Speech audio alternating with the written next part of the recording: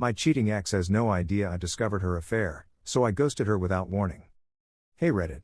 I'm here to share a roller coaster of a story that just unfolded in my life. I honestly still feel a mix of anger, relief, and satisfaction. Buckle up, because this one's a doozy. A little background: I've been dating my ex, who I'll call Sarah, for about 3 years. We met at a mutual friend's party and hit it off right away. She was charming, smart, and had this way of making me feel like the only guy in the room. Our relationship was pretty solid, or so I thought. We even talked about moving in together soon. Now, let's rewind to a month ago. I had this gnawing feeling that something was off. Sarah started acting different. She'd become unusually secretive with her phone, working late hours more often, and seemed distant during the time we did spend together. At first, I chalked it up to stress from work. But then, the doubts started creeping in. I know, typical Reddit relationship paranoia, right? Still, I couldn't shake the feeling. One night, while she was over at my place, she fell asleep early. Her phone lit up with a notification, and I saw a guy's name, Matt. My stomach sank. I didn't want to jump to conclusions, but curiosity got the better of me. I didn't unlock her phone or anything, but I saw enough to realize this wasn't just a work thing. A few days later, I decided to investigate. I know snooping is a gray area, but at this point, I needed answers. I managed to log into her email bad, I know, and found hotel reservation confirmations, messages that were way too friendly with a guy named Matt, and even a receipt for a dinner at a fancy restaurant I'd never been to with her. My heart broke.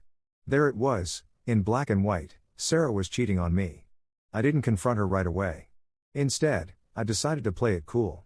I wanted to be absolutely certain before I blew up our relationship. For the next couple of weeks, I acted like nothing was wrong. It was hell, pretending everything was fine while knowing she was lying to my face. I did more digging during this time, and everything lined up. Sarah was seeing Matt behind my back. Finally, I decided I was done. But instead of confronting her, I opted for a different approach. I ghosted her. No warning, no dramatic goodbye. One day, I just stopped replying to her texts and calls. I blocked her on all platforms: phone, social media, email, everything. I wanted her to feel the weight of her betrayal in silence. Update: it's been about a week since I ghosted Sarah, and the fallout has been interesting. At first, she bombarded me with texts and calls. I didn't read most of them, but I skimmed a few before blocking her. She was confused and pleading, asking what she did wrong and why I was ignoring her. Oh, the irony. My mutual friends with Sarah started reaching out too, asking what happened. I didn't spill all the details. Instead, I told them we were done and left it at that. Some of them took her side, saying it was unfair for me to ghost her without an explanation. Others seemed to suspect there was more to the story but didn't press me for answers. The thing is, I wasn't just ghosting Sarah to punish her. I needed the distance to clear my head and figure out what to do next. I didn't want to get sucked into her web of lies and manipulation if I confronted her directly. Plus, I'll admit, there was a part of me that enjoyed the thought of her squirming, wondering why I disappeared. Then, out of the blue, I got a message from Matt. He found me on Instagram, probably through Sarah's followers, and sent me a long, apologetic message. Apparently, Sarah told him we had broken up months ago and that I was just her ex who wouldn't let go. Matt claimed he had no idea she was still with me and wanted to make things right. He even offered to meet up and explain everything in person. I didn't reply. What would be the point? They deserve each other.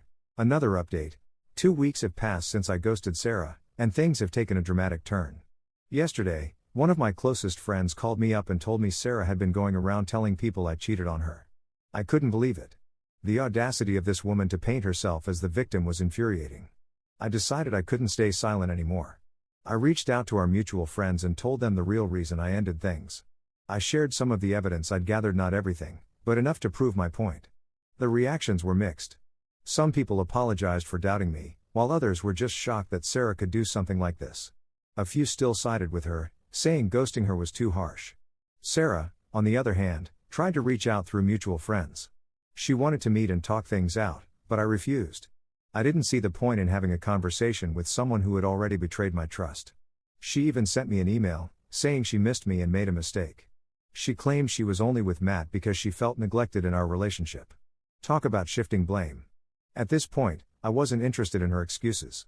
I blocked her email and told our mutual friends I didn't want to hear anything more about her. I was done with Sarah, done with her lies, and ready to move on with my life. Final update: it's been a month since I ghosted Sarah, and I can finally say I'm at peace. Cutting her out of my life was the best decision I've ever made.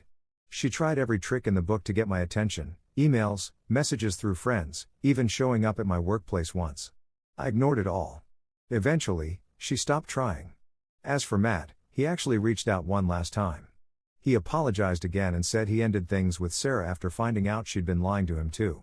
I told him I appreciated the apology but that I didn't want to talk about her anymore. He respected that and hasn't contacted me since. In the weeks following the breakup, I've been focusing on myself. I started hitting the gym again, picked up a new hobby, and reconnected with old friends. Life is good. I've also been reflecting on the relationship and realized there were red flags I ignored early on: her tendency to lie about small things, her need for constant validation, and her lack of accountability. I won't make the same mistakes in the future. Looking back, I don't regret ghosting Sarah. Some might say it was immature, but for me, it was the closure I needed. I didn't owe her a dramatic confrontation or a chance to justify her actions. She made her choices, and now she has to live with the consequences. To anyone reading this who might be going through something similar, trust your gut. If something feels off, it probably is. And don't be afraid to walk away from someone who doesn't value or respect you.